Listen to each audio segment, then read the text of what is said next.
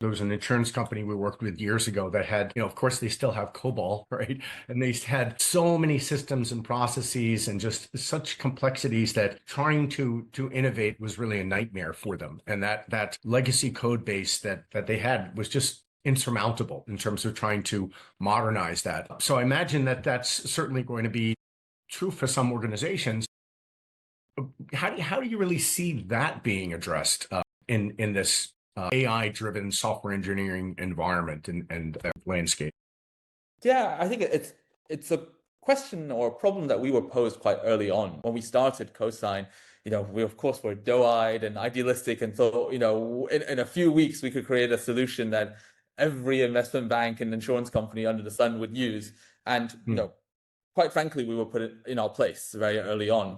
An example from our side is that we spoke to a bulge bracket investment bank that flew us out. We presented to the managing directors, and they just asked us point blank, "How are you going to help us, make PRs, and ship new code in COBOL, in Haskell, in assembly?"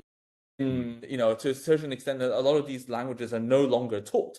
Like Right. no college student is learning, COBOL or Fortran anymore. So what do we do? And there's not a lot of training examples out there, I would imagine. Right? Exactly, right. And even if there are training examples, they're not open source. They're private repos inside these enterprises that they would never let you have access to. And so that's fundamentally a lot of these important and out of distribution sort of examples are not trained inside LLMs, no matter what model you use, whether you train your own, whether you use an open source or a closed source, OpenAI, Anthropic, a meta model, it's just out of distribution. So what can you do about it, right? So we took the perspective of you only have two options in our view, right? You have some players in this space who are doing agentic software engineers like we are.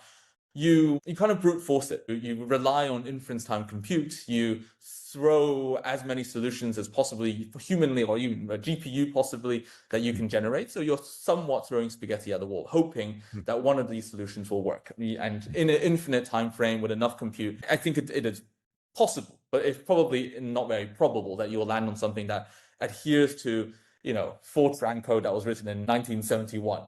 I think that's the problem, and that's what we always wanted to focus on as an organization.